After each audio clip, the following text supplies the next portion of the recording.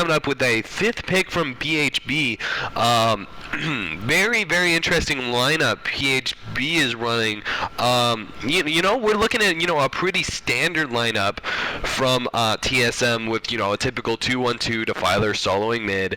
And then on top of that, you got a Plague Pesty lane probably running bottom, and then Glacius Soul Stealer lane probably running top. They can switch things up. But honestly, a Glacius Soul Stealer lane is so much more powerful. It is just such a monster house by itself. But all around, just a real steady, a really. Wow, I'm just like brain farting here. But what I'm trying to say is, without blabbering, is tSm has a pretty standard lineup and strong lanes with some early game support and some late game carry. Nothing real, no revolutionary things here. But PhB running something a little bit more interesting here. Of course, with the Tempest jungling, you're always talking about something that's kind of interesting. But you're looking at a Slither Behemoth lane, so you got right away an excellent combo of long range Behemoth hitting his stun, followed up by Slither hitting his poison spray, which is such long range. Both of those hitting from incredibly long range. But yeah, Zarek, the same thing. If you could let me know when you guys hit 0-0 for in game, I'll stop the stopwatch. For those of you who don't know, I actually fall behind in replays, so I have to have a stopwatch playing in order so I can look back and forth and see the discrepancy between what my replay time is and what everybody else's is, which is pretty ridiculous.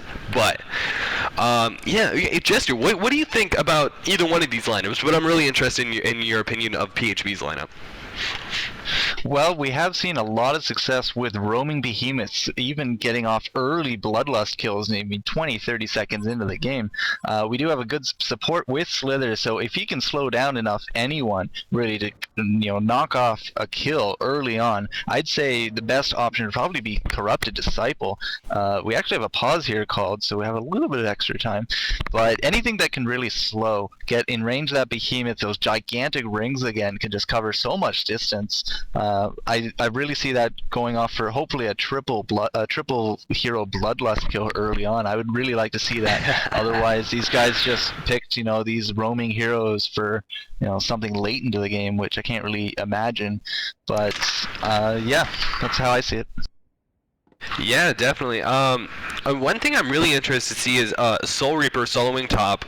It was probably expected since you're running this 1-1-2 lane with a jungler. I'm really interested to see what Soul Reaper runs for his stats. Now, there are a lot of arguments, and there's a lot of pros and cons to the different Soul Reaper builds. Of course, a pretty typical one if you're laning with somebody, laning with an accursed or something like that. Typically teams like to go Judgment, as always. Everybody maxes out Judgment. But a lot of teams like to either go one level of Withering Presence or max it out, depending on what their playstyle is. It's rarer to see maxed out Withering Presence early on, but it's valid. But when you're talking about a solo Soul Reaper.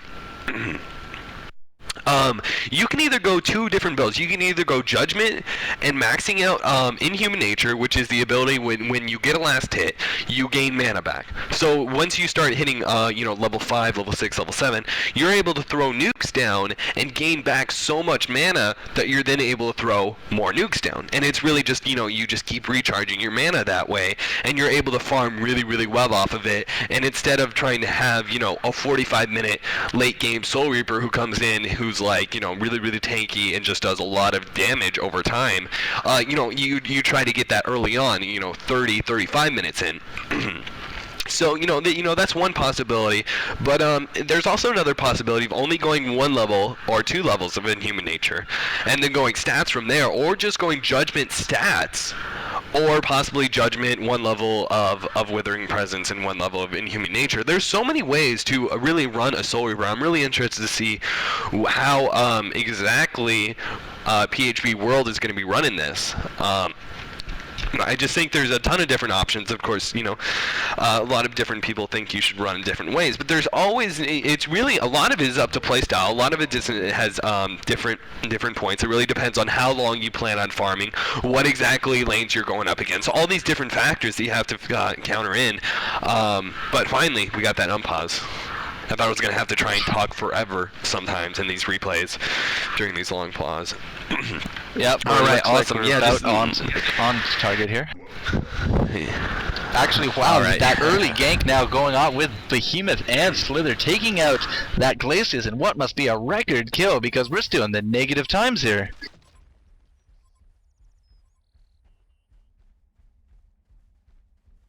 All right.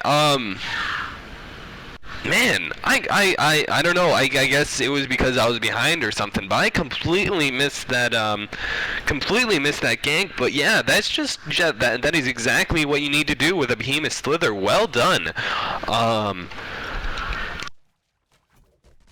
Well done all around, but like, they just came right into that lane, and they just really saw the Glacius out in the open. He didn't have any support with Soulsteer because he was out checking the rune, but that the big Fisher and the slow, as I said, this must be the fastest kill in history, because that was still negative time. We hadn't even reached 0-0 mark yet. Yeah, that definitely was pretty insane. Something to keep an eye on here. We got that Tempest. Oh man, they're doing some real damage at bottom. I didn't really expect them to do that much damage to Soulstealer, but that's just like I said, it's a really good combination of heroes. Having both long-range, massive amounts of damage like that. But you got Tempest actually running in bottom forest. He not only got counters, but he also got just a whole bunch of mana, and he's gonna be roaming in the enemy forest, the Legion side forest, which is a little bit odd since typically you're running a 1-1-2. You want to be able to try and give Tempest needs to be able to be there in order to give some sort of support to that solo top. But this time, Tempest feels like it's more important.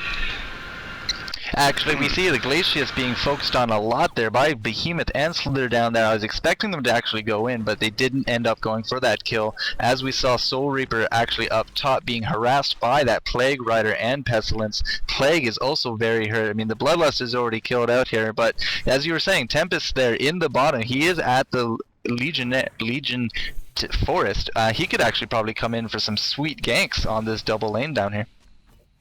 Yeah, definitely. I mean, when you're talking about the combination of a long-range stun like Behemoth has, and then on top of that, possibly we're going to see Tempest. Here it comes. Go for it, Jester. Yeah, we had that gank, in fact, just happen as we were talking about it, but we had the lane wrong. It did come in to the mid. We had Tempest go in on the Defiler with those big rings coming out of Corrupted Disciple. It's all about that range. I mean, this team has a lot of range. We got Behemoth out there with that gigantic Fisher actually putting out a lot more damage on Glacius now with Slither as well, and I mean, they just took out the Defiler there. He probably was just totally outranged, as we see just the bottom team just being more harassed with this range. Yeah, definitely. So far, both bottom just really doing a great job, and Soul Reaper himself is doing not a bad job, just trying to stay alive as much as humanly possible at this top lane. Just trying to get in some decent farm, which he is 5-5. So that's actually very well done for a solo Soul Reaper at this top lane. As long as he keeps the creeps back closer.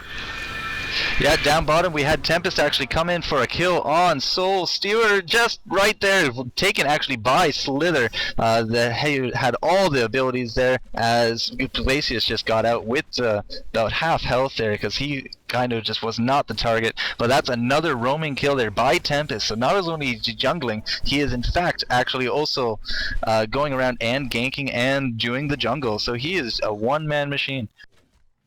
Oh yeah, definitely. I mean, you hit a long-range stun, you hit a long-range slow from Slither, and you're talking about squishy heroes like Soulstealer and Glacius. I mean, you're always in danger in that lane. Even with Tempest, if he gets up some creeps of his own, he gets up his little Eidolons, they can actually potentially tower dive with Eidolons soaking up damage and giving out damage.